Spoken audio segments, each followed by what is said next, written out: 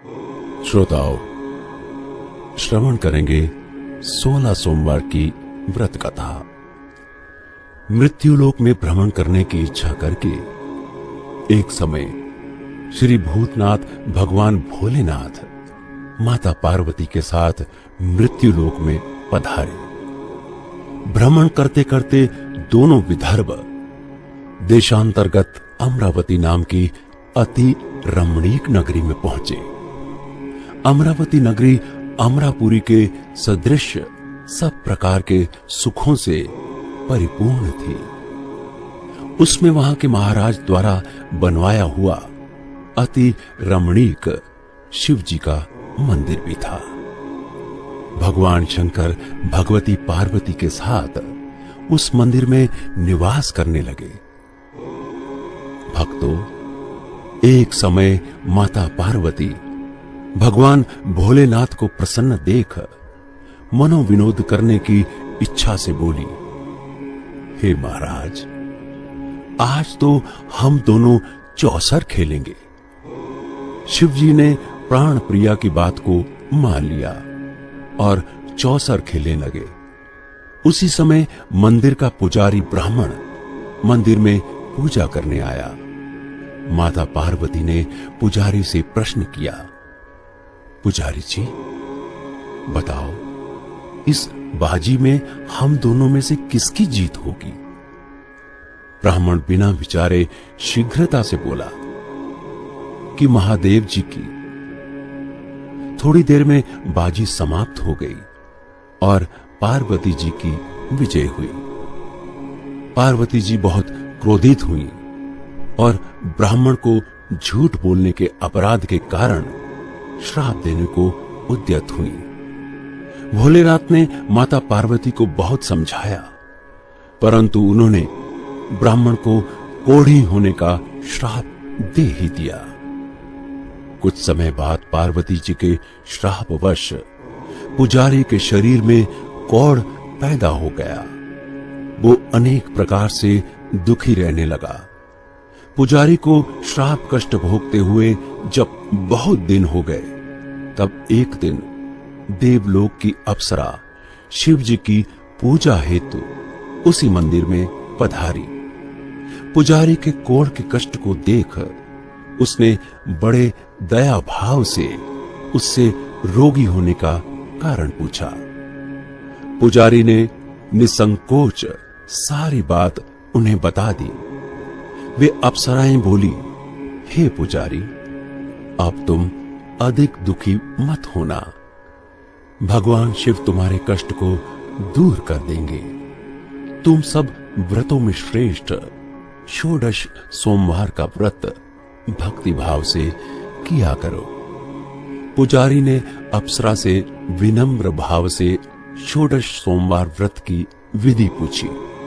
अप्सरा ने बताया, सोमवार को भक्ति के साथ व्रत करें, स्वच्छ वस्त्र पहने, संध्या व उपासना के बाद आधा सेर गेहूं का आटा लें, उसके 3 अंग बनाएं और घी, गुड़, दीप, नैवेद्य, पुंगी फल, बेलपत्र, जनेऊ जोड़ा, चंदन, अक्षत, पुष्प आदि के द्वारा प्रदोष काल में भगवान शंकर का विधि से पूजन करें।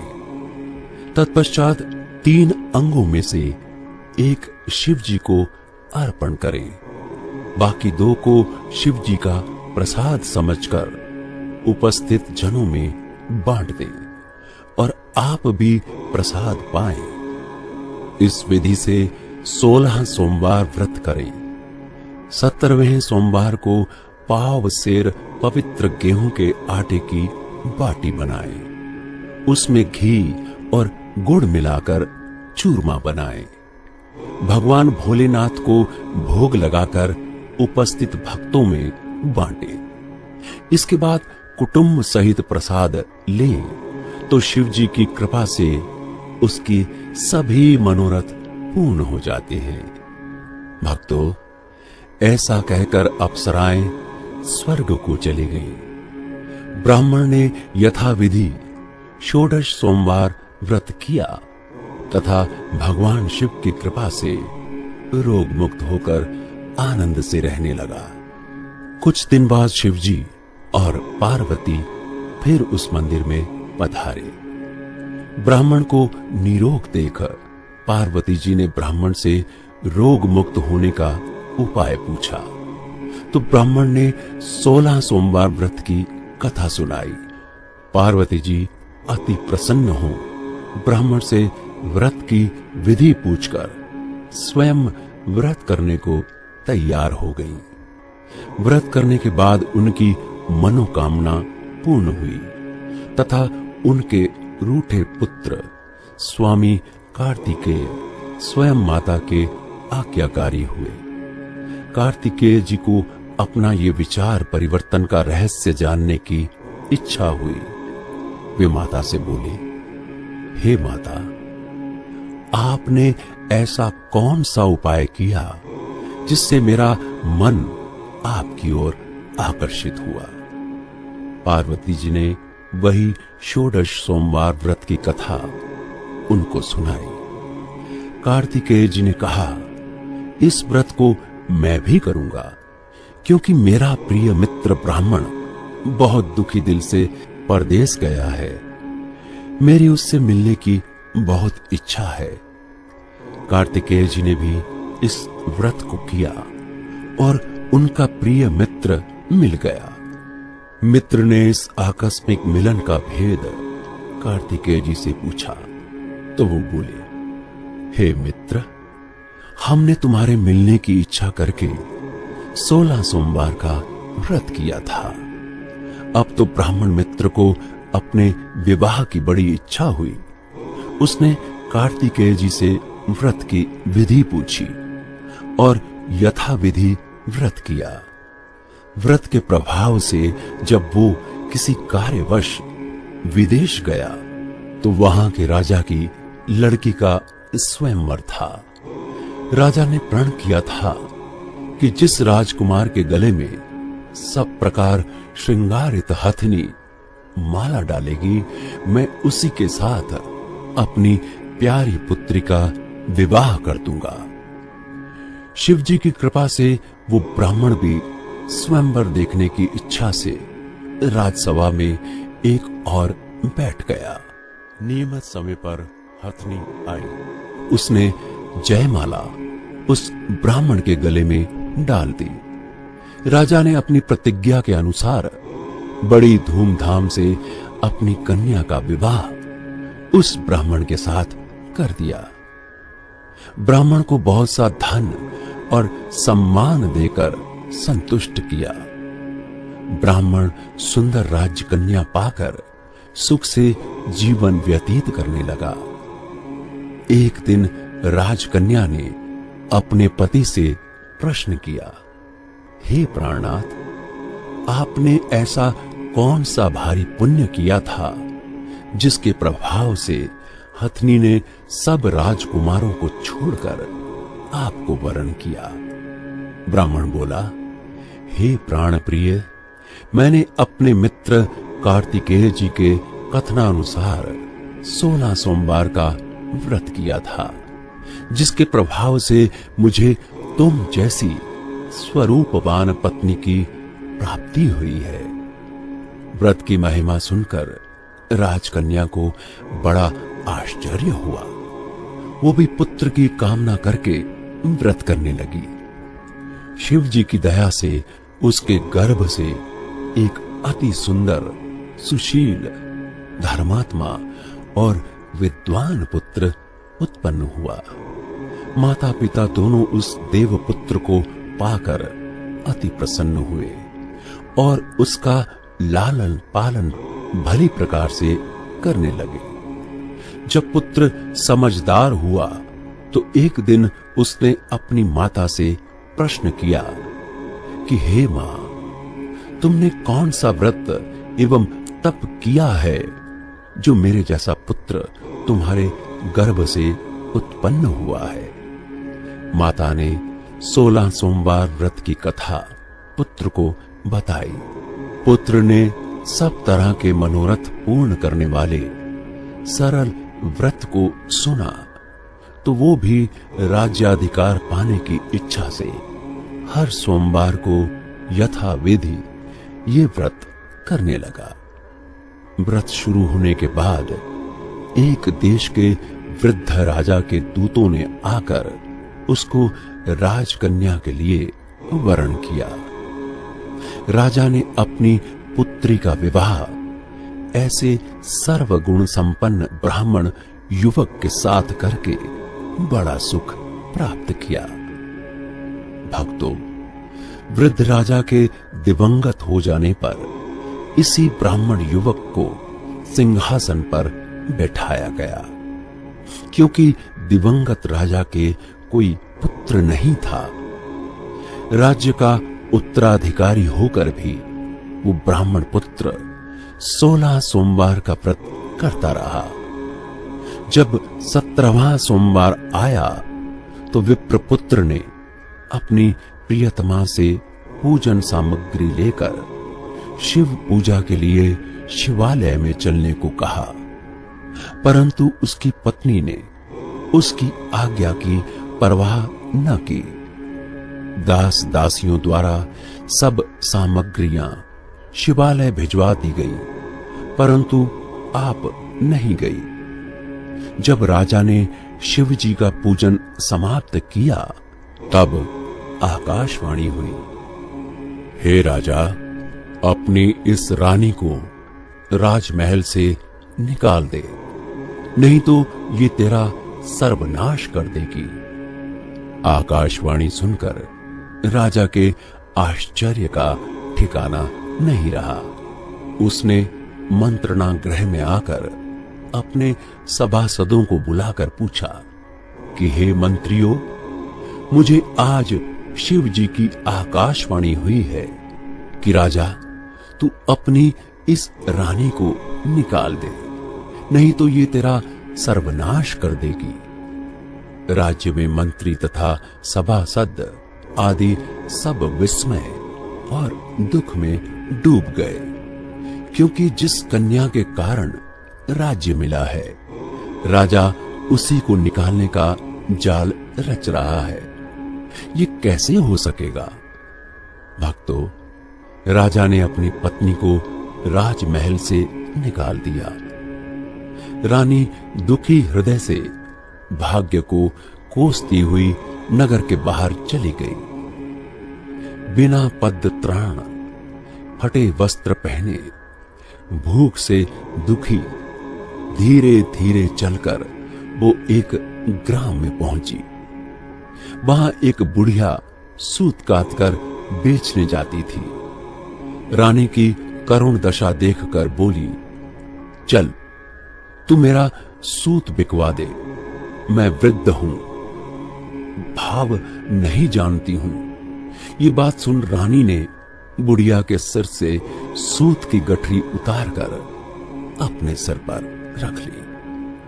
भक्तों, थोड़ी देर बाद आंधी आई और बुढ़िया का सूत पोटली सहित उड़ गया। बेचारी बुढ़िया पछताती रह गई और रानी को अपने से दूर रहने को कहा।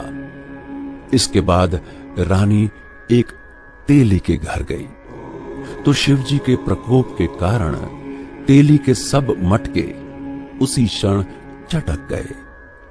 तेली ने भी रानी को अपने घर से निकाल दिया। अत्यंत दुख पाती हुई रानी एक नदी के तट पर गई तो नदी का समस्त जल सूख गया। तत्पश्चात रानी एक वन में गई। वहां सरोवर में पानी पीने गई। उसके हाथ का स्पर्श होते ही सरोवर का नील कमल के समान जल असंख्य कीड़ामय होकर गंदा हो गया। रानी ने भाग्य पर दोषारोपण करते हुए उस जल को पीकर पेड़ की शीतल छाया में विश्राम करना चाहा, परंतु रानी जिस पेड़ के नीचे जाती उस पेड़ के पत्ते तत्काल टूटकर गिर जाते। भक्तों, वन सरोवर जल की ऐसी दशा देख गऊ चराते ग्वालों ने अपने गुसाई जी से, जो उस जंगल में स्थित मंदिर में पुजारी थे, ये बात बताई। गुसाई जी के आदेशानुसार ग्वाले रानी को पकड़कर गुसाई जी के पास लाए।